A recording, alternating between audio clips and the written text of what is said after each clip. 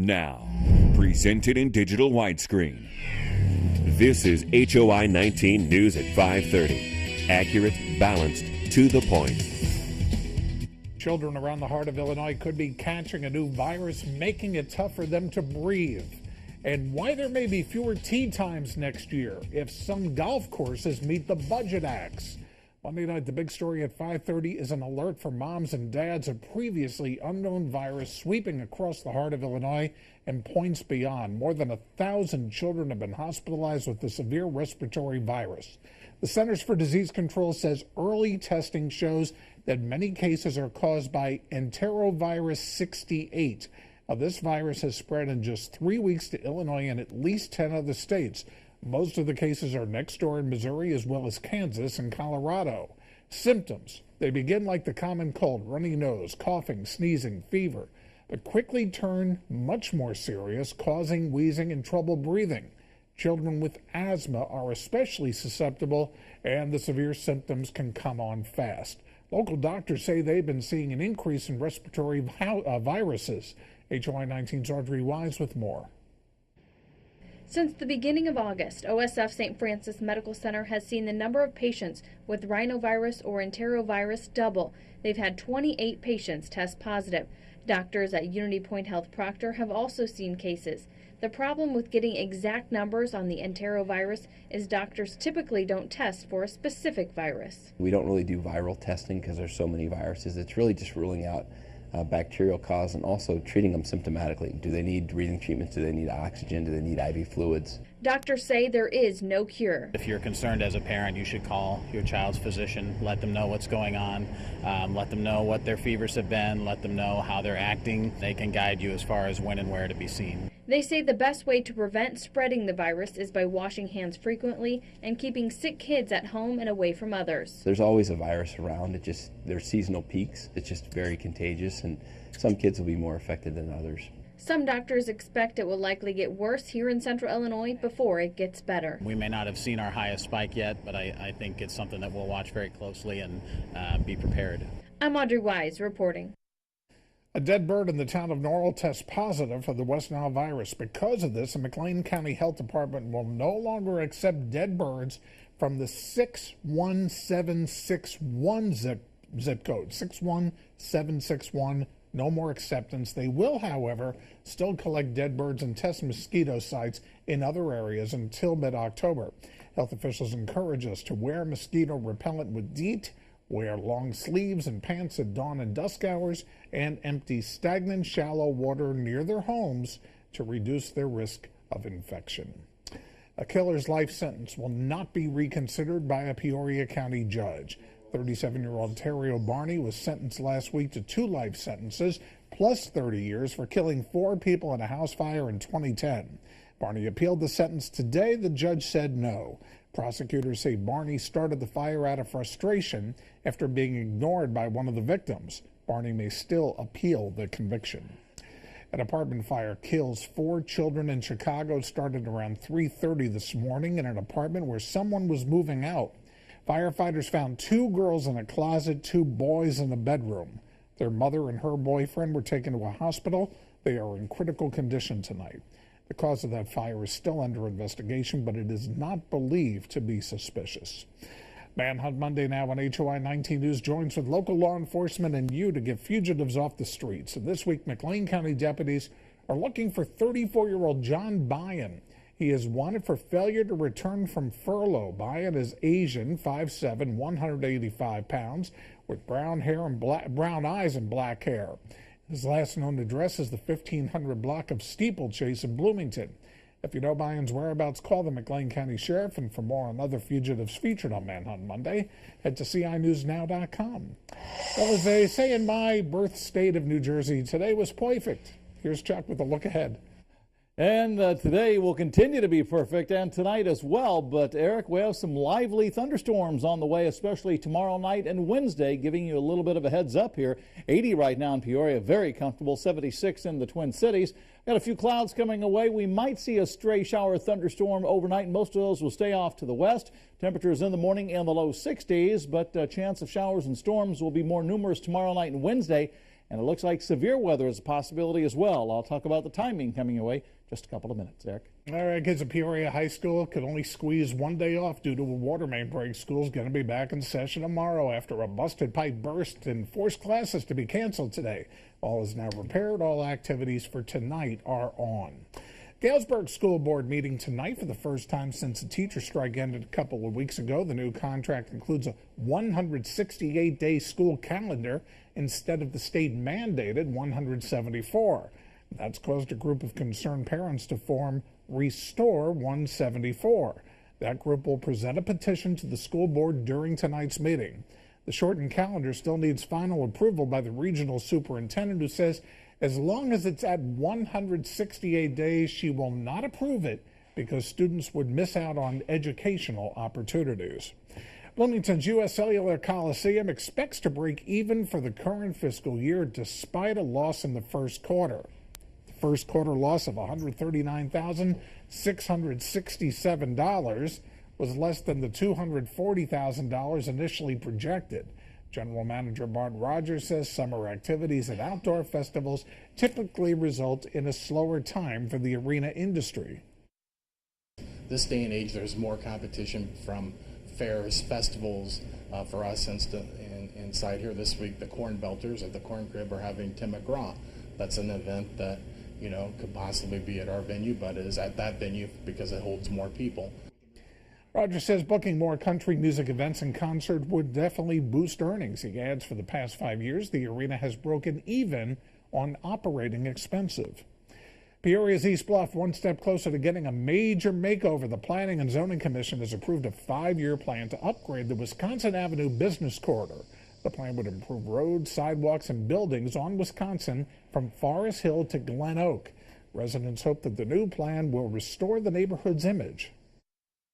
I've seen a lot of people come up and look in this area, and they just give a look like they don't even want to come up here because of the streets and houses and the way the yards look. This is something that we know has the potential to come back to what it once was. That really was the backbone, the working class neighborhoods of Peoria. City Council will vote to add the corridor to its comprehensive plan on September 23rd. It's still unknown how much the entire project would cost. Check back in a moment with a potentially stormy forecast. Also ahead tonight, how a grant could help doctors of tomorrow be even more prepared. And a new proposal could soon help in protecting against misconduct against Illinois' elderly population. Coming up in sports, talking a lot of football, plus we're going to check in with the Peoria Notre Dame soccer team. They got a new challenge this year. Stay with HOI-19 News. You're watching HOI-19 News. Accurate, balanced, to the point.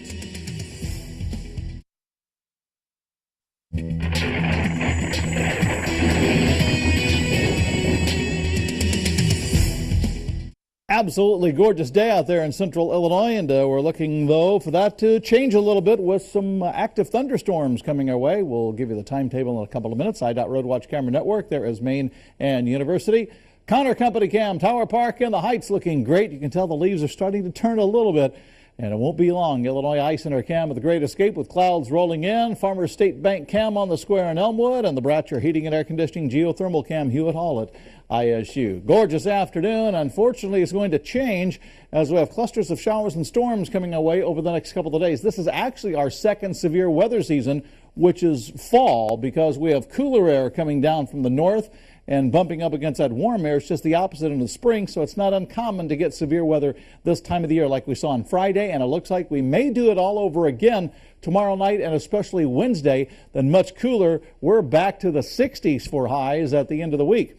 80 today, that's exactly where we belong. We started out at a cool 55. Now, the temperatures will start increasing over the next couple of days, and humidity as well as a warm front comes our way. 80 in Peoria, humidity 38%, so it'll take a while for the air to juice up, but it will get there to support thunderstorms. 76 in the Twin Cities, southerly winds at 10. Area temperatures upper 70s to the low 80s. Absolutely gorgeous out there. And the wind speeds, well, the winds are coming in from the south, so that means we'll gradually warm things up and get some humidity going as well. 83 in St. Louis, 75 in Chicago. There's a warm front slowly snaking its way our way. A few clouds and a few showers. If they hold together, they could be in here later on this evening, but not much to them. Got a couple of more clusters upstream that may affect us later on tonight and tomorrow morning, but here's the warm front, and on the lip of warm front you get these clusters of showers and storms to move along the lip from northwest to southeast. That's what we'll see tonight, but especially tomorrow night when that warm front really becomes active. Here's a main storm system just now getting active. In fact, it's drawing in moisture from what's left of the Hurricane Norbert in the Baja area. So that could add to some locally heavy rainfall amounts. And there's the cold front going on through. Looks like the best chance of storms, loud storms tomorrow night, then on Wednesday afternoon when the front goes on through. And this is Tuesday night, Wednesday, with showers and thunderstorms. So we'll look for a possibility of severe weather on both of those days. We'll keep the rough stuff out there toward the west tonight, but then slowly coming our way late tomorrow. 57 to 61 on the low side tonight. Scattered storms late and mainly west. Then tomorrow, mostly cloudy skies, scattered showers, storms mainly in the morning. Should be mostly dry for most of tomorrow. 80 to 85, southerly winds at 10 to 15. Then clusters of showers and storms start roaming the area tomorrow night into Wednesday. Then the cold front punches through on Wednesday afternoon, and that could create some wicked weather for us. Damaging winds, hail, and some of the models suggesting possibility of isolated tornadoes around the Midwest, including central Illinois Wednesday. We dry things out and cool things off, and just in time, race for the cure in Bloomington. Great weather, sunshine, and 65. That's true, and time is running out, just so you know, to sign up for the Susan G. Komen Race for the Cure in Bloomington. It is the 4th year for this event to raise money and awareness for breast cancer. It all takes place State Farm Corporation South Campus on Saturday. You can register by going to this story on our website. The Survivors Parade, 8 a.m. Competitive run and walk start at 9 a.m. New report provides dismal news when it comes to Illinois' pension problems. Go figure. And why some local golf courses may be closed for more than just a season. When HOI-19 News comes right back. You're watching HOI-19 News. Accurate, balanced, to the point.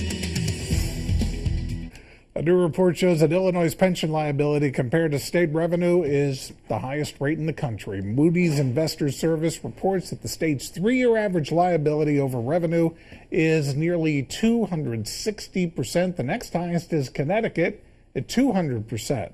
The state currently has a $100 billion deficit in pension payments. Peoria Park District may be on the verge of closing some golf courses. HOI-19 Samantha Chapman talked to local golfers to find out how teed off they'd be if that happened. It's an outdoor activity Phyllis Rafferty says she adores, golfing. She's been coming to Newman Golf Course in Peoria with her husband for years, but that could change soon. Like they're taking away the Park District activity that we enjoy the most. The Peoria Park District announced possible golf course closures as a result of a $1.4 million deficit in its 2015 budget. Since the year 2000, the rounds of golf played per year have nearly been cut in half. Raising the golf passes, and then only half of the amount of people probably bought the passes. Ricky O'Connor has been volunteering for the Park District for years. For him, losing Newman is like losing a part of history. I belong to Peoria Progressive Golf Club, which has been in existence for over 50 years. And one of our founding fathers, Mr. Ed Cooper, used to cut the grass out here. Closing this golf course doesn't sit well for many people on this side of town, but officials at Peoria Park District say they may not have a choice. Executive Director Bonnie Noble will meet with the board and the public Tuesday to give more details on what exactly the district is facing. There are not nearly enough golfers available for the number of courses that have now been built. But golfers at Newman won't give up the fight to save their course. Our voice and our opinion might help sway the park board. That's my hope. In Peoria, I'm Samantha Chapman reporting. Nursing homes in Illinois might be a little bit safer in the near future. Attorney General Lisa Madigan has announced a legislative proposal that would allow for cameras and microphones to be installed in resident areas of nursing home facilities. The optional monitoring devices would be used to alert residents, their families, and police of any cases of neglect or abuse. The new law would continue Madigan's campaign against misconduct against the elderly in the state of Illinois.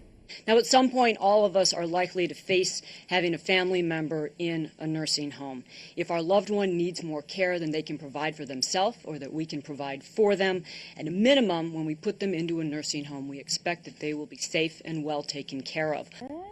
Illinois Department of Public Health, on average, responds to about 5,000 complaints a year related to suspected elderly abuse, with 77 facilities reporting violations in the first quarter of 2014. Major nod to the University of Illinois College of Medicine will mean better prepared medical students. The school is one of 10 schools across the country chosen to lead a highly competitive program called the Core Entrustable Professional Activities for Entering Residency. It's designed to prepare medical students to provide patient care without supervision. Healthcare is changing across the nation and internationally, so we must change how we train future doctors. More than half of all U.S. accredited medical schools applied for the program, but only 10 were selected. The University of Illinois College of Medicine and its 4 sites, including Peoria, applied as one. Coming up in sports, University of Illinois football team earning a couple Big Ten honors this week. And the Bears talk about a most disappointing season opener versus the Bills. Sports coming up next.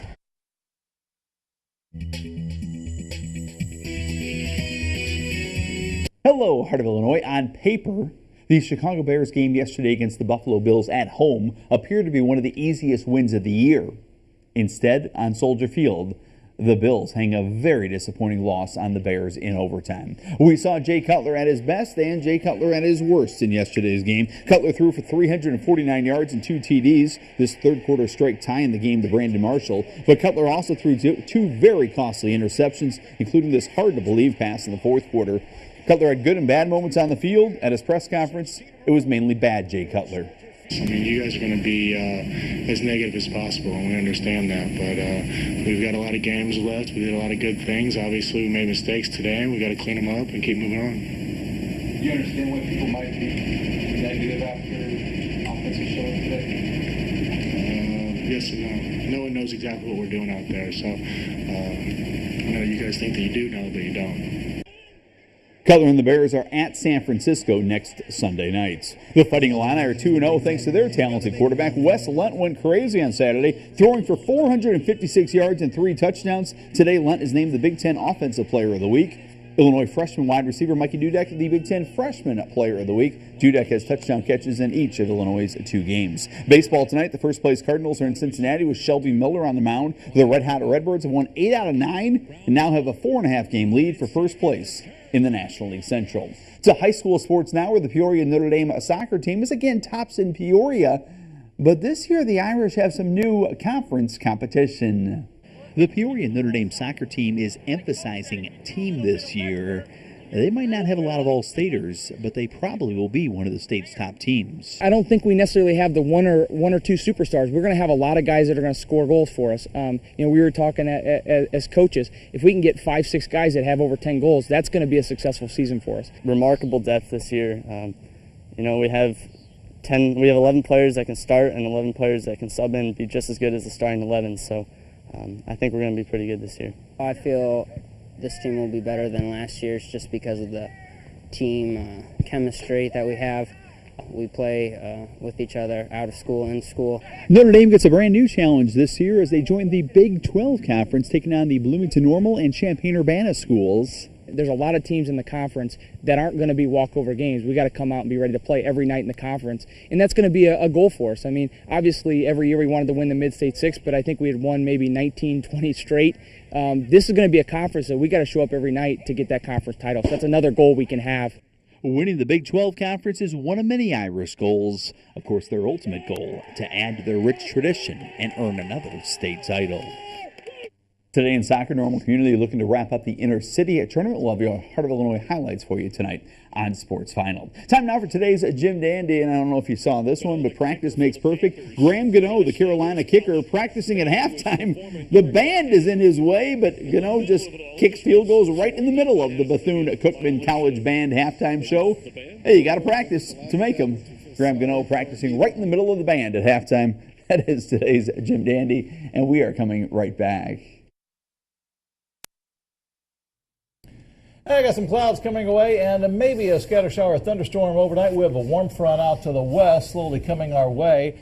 And we'll see a scatter shower, thunderstorm around the area overnight and in the morning. Most of tomorrow should be dry. More active thunderstorms tomorrow night into Wednesday. Otherwise, we'll wake up to 61 in the morning, then see 76 at noontime, and then 82 tomorrow afternoon. Can't rule out severe weather on Wednesday as well. It's kind of our second severe weather season. That's what we call fall, when cool air meets the warm air. We'll keep you posted, Eric. All righty. 2 East Peoria letter carriers are going to be honored this week in Washington, D.C. That's Christy Perfetti with Steve Plunkett, and they're receiving district recognition there. They're going to receive the Heroes of the Year award in the nation's capital on Wednesday. They helped rescue a boy who had been abducted at knife point in May of last year behind the post office in East Peoria. Perfetti brought him to safety in the post office. Plunkett trailed the suspect, Teddy Meyer. Meyer had prior convictions for crimes against children. He was sentenced to life in prison for aggravated kidnapping. I know that little boy's family is probably quite happy those folks are going to Washington and getting their due. ABC World News tonight coming up next. HOI-19 News continues at 10, and we are always on at CINewsNow.com. Hope you enjoy your evening. Thanks for being with us. It's been a pleasure. Bye-bye.